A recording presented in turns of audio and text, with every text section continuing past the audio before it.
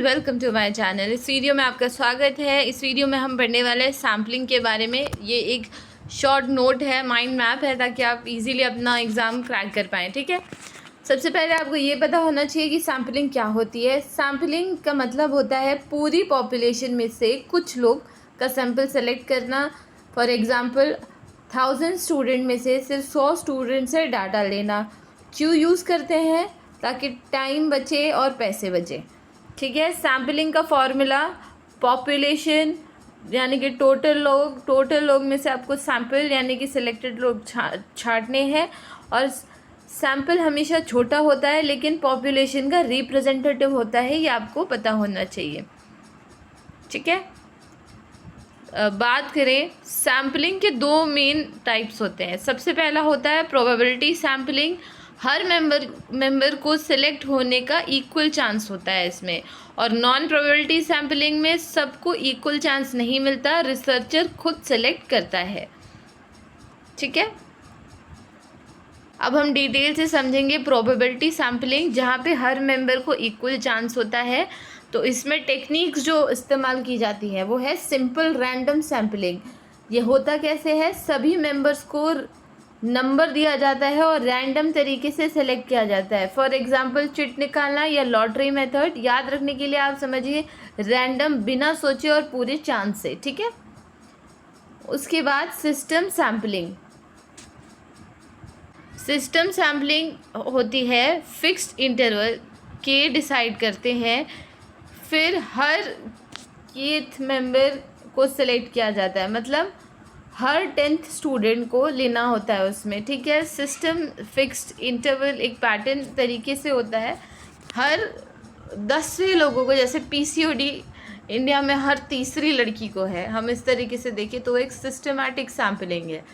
फिर बात करें हम स्ट्रैटिफाइड सैम्पलिंग के बारे में, तो पॉपुलेशन को ग्रुप्स में डिवाइड किया जाता है, हर ग्रुप से सैंपल ले लेते हैं। ठीक है, बॉयज़ और गर्ल्स में से अलग अलग सैंपल लेना, ये एक इसका एग्जाम्पल है। स्टार्टा जो होता है वो ग्रुप है, उसको लेयर्स में हम इस तरीके से याद कर सकते हैं। फिर है क्लस्टर सैम्पलिंग। पॉपुलेशन को क्लस्टर में डिवाइड करते हैं, कुछ क्लस्टर्स रैंडमली सेलेक्ट करके उन सभी मेंबर्स का डाटा ले लेते हैं, जैसे कि एक पूरी क्लास या एक पूरा डिपार्टमेंट सेलेक्ट कर लेना। क्लस्टर पूरा ग्रुप होता है एक साथ, ये चीज़ आप हमेशा याद रखिएगा। इस तरीके से आप याद रखिएगा तो आपके लिए इजी होगा। अब नॉन प्रोबेबिलिटी सैम्पलिंग, जहाँ पे सबको इक्वल चांस नहीं मिलता है, उसके बारे में जानेंगे। तो सबसे पहले कन्वीनियंस सैम्पलिंग होता है। होता कैसे है ये? जो लोग इजीली अवेलेबल होते हैं उनको सैम्पल बना लेते हैं, जैसे कि लाइब्रेरी के गेट पे जो मिला उसको पूछ लिया। अब याद आप कैसे रखेंगे? कन्वीनियंट यानी जो आसानी से मिल जाए। पर्पसिव सैम्पलिंग, तो रिसर्चर्स खुद डिसाइड करते हैं इसमें कि कौन से स्पेसिफिक लोग चाहिए उन्हें, जैसे सिर्फ लाइब्रेरियंस को ही सेलेक्ट करेंगे वो अपने सैम्पल के लिए। पर्पस यानी कि स्पेसिफिक टारगेट, आपको ये इस तरह से याद रख सकते हैं। कोटा सैम्पलिंग, तो इसमें पहले से ही फिक्स कोटा डिसाइड कर लेते हैं, फिर उस हिसाब से सैंपल लेते हैं, जैसे कि 50 बॉयज़ 50 गर्ल्स या 30 टीचर्स या 20 स्टूडेंट्स। ठीक है, quota is equal to fix number या हिस्सा, इस तरीके से आप याद रखेंगे। स्नोबॉल सैम्पलिंग, ये क्या होता है? एक मेंबर दूसरे मेंबर को रेफ़र करता है, चेन की तरह सैंपल बढ़ता है, जैसे कि एक लाइब्रेरियन ने दूसरे लाइब्रेरियन से मिलवाया, ऐसे ही चेन बनती है। इसको हम स्नो सैम्पलिंग कहेंगे। स्नोबॉल यानी चेन सिस्टम जो कि आगे बढ़ता जाता है। अब हम क्विक कंपैरिजन करते हैं इनका। जैसे हर प्रोबेबिलिटी सैम्पलिंग में हर मेंबर को इक्वल चांस मिलता है, नॉन प्रोबेबिलिटी में सबको इक्वल चांस नहीं मिलता। प्रोबेबिलिटी सैम्पलिंग में रैंडम या फिक्स रूल से सिलेक्शन होता है, और नॉन प्रोबेबिलिटी में रिसर्चर खुद सेलेक्ट करता है। बायस कम होता है, लेकिन इसमें बायसनेस यानी कि पक्षपात ज़्यादा है नॉन प्रोबेबिलिटी में। और प्रोबेबिलिटी सैम्पलिंग में रिजल्ट ज़्यादा रिलायबल है और इसमें कम रिलायबल है। देखो, प्रोबेबिलिटी आप ऐसे याद रख सकते हैं कि फेयर गेम होता है प्रोबेबिलिटी में, और नॉन प्रोबेबिलिटी में अनफेयर गेम।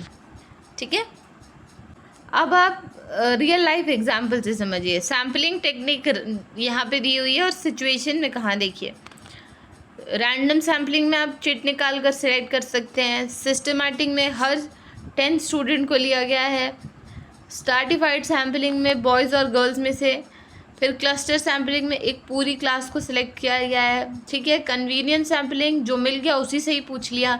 जैसे कि आपने एक मूवी भी देखी होगी शाहरुख खान की, उसमें सुष्मिता सेन आती है, तो वो उसको डेयर देते हैं जो गेट से पहली बार आएगा तो आपको उसी के लिए गाना गाना है, तो वो उसके लिए गाना गाता है, चांद मेरा दिल चांदनी हो तुम। तो इस तरीके से आप गाने से भी याद रख सकते हैं, ठीक है। तो पर्पसिव सैम्पलिंग जैसे कि सिर्फ लाइब्रेरियंस को चूज़ करना है इसमें। कोटा सैम्पलिंग जैसे आप 50 बॉयज़ 50 गर्ल्स, इसका एक कोटा फिक्स किया गया है। और स्नोबॉल सैम्पलिंग, ये एक चेन होती है, जैसे एक लाइब्रेरियन ने दूसरे लाइब्रेरियन को मिलवा दिया, ठीक है। अब देखिए, याद रखने की शॉर्ट ट्रिक मैं आपको बताती हूँ। जैसे प्रोबेबिलिटी को आप कर सकते हैं RSSC, ठीक है। Random systematic stratified cluster, probability में सबको चांस मिलेगा, नॉन प्रोबेबिलिटी में सबको चांस नहीं मिलता है। कन्वीनियंस और पर्पसिव, कोटा एंड स्नोबॉल। अब समरी जो है इसका आपको 1 मिनट रिवीजन कराते हैं।